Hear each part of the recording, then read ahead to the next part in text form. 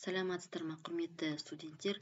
Мен Алихан Мусин атындағы Балқаш гуманитарлы-техникалық колледжінің математика пән мұғалімі Жакупова Мөлдір Төлендіқызы. Бүгінгі геометрия пәнінен танысатын тақырыбымыз айналу денелері, цилиндр және оның элементтері. Бүгінгі сабағымыздың мақсаты айналу денелері туралы алғашқы түсінік қалыптастыру және айналу денелеріне жататын фигураларды ажырата білу. Цилиндрдің бейнесі мен түрлерін, жазықтық пен қималарын түсіну. Цилиндр дегеніміз не? Цилиндр деп тік төртбұрышты оның қабырғасының бірінен айналдырғанда шығатын фигураны атайды. Алдарыңызда фигураның сызбасы көрсетілген. Цилиндр элементтері.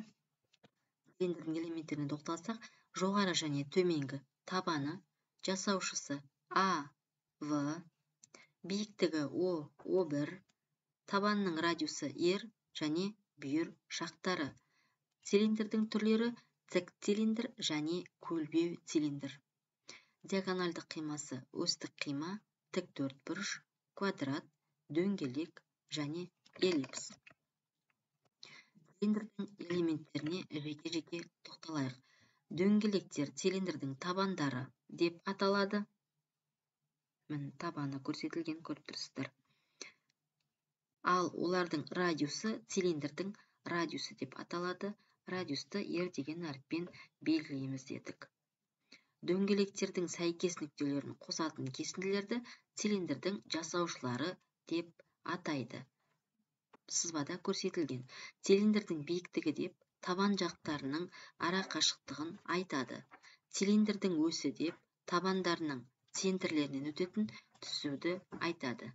Сызбада көрсетілген, түсірілген. Цилиндрдің жазбасы және бетінің ауданы. S цилиндр бүйір беті тең 2 π R көбейтілген H, яғни радиусы мен биіктігін көбейтеміз.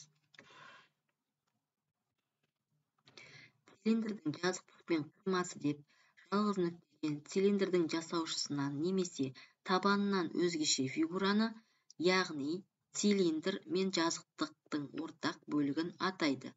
Қиманы цилиндрдің өсі арқылы жүргізуге болады. Мұндай қималар осьтік қималар деп аталады. Дербес жағдайда осьтік қима қабырғалары цилиндрдің биіктігіне және табанының диаметріне тең тік төртбұрыш болады. Цилиндрдің АВ жасаушысы арқылы өтетін және онымен басқа ортақ нүктелері жоқ жазықтық цилиндрге жанама жазықтық деп аталады. Цилиндрдің қимасы оның табандарына тең дөңгелек.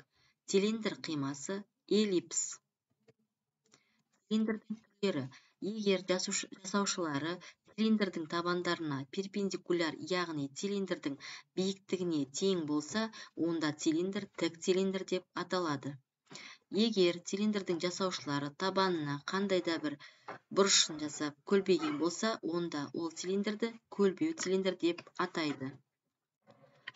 Келесі формулаларына тоқталатын болсақ, V тең πr квадрат көбейтілген H. S-T, яғни табанның ауданы, тең π көбейтілген R квадрат. Бүйір бетінің ауданы V деп белгіленіп тұр. SV тең 2 көбейтілген πr көбейтілген H. S тең 2 көбейтілген ST, яғни табанның ауданымен қосамыз бүйір бетінің ауданын. S тең 2 көбейтілген πr, жақша ішіне R қосылған H. D тең 2 көбейтілген R. R радиус, D дегеніміз диаметр, H дегеніміз биіктік. Келесі мысалды қарастырайық. Табанның радиусы 4 метр және биіктігі 6 метр цилиндр берілген. Цилиндрдің осьтік қимасының диагоналін табыңдар. Берілгені R тең 4 см, шешуі D квадрат тең D квадрат қосылған H квадрат. H тең 6 см, D тең 2, R тең 2 көбейтілген 4 тең 8 см. Табу керек D квадрат тең 8 квадрат қосылған 6 квадрат тең 100-ге. D тең түбірінің астын табамыз. 100-дікі 10 сантиметрге, жауабы 10 сантиметр. Назарларыңызға рахмет. Осымен сабақ аяқталды.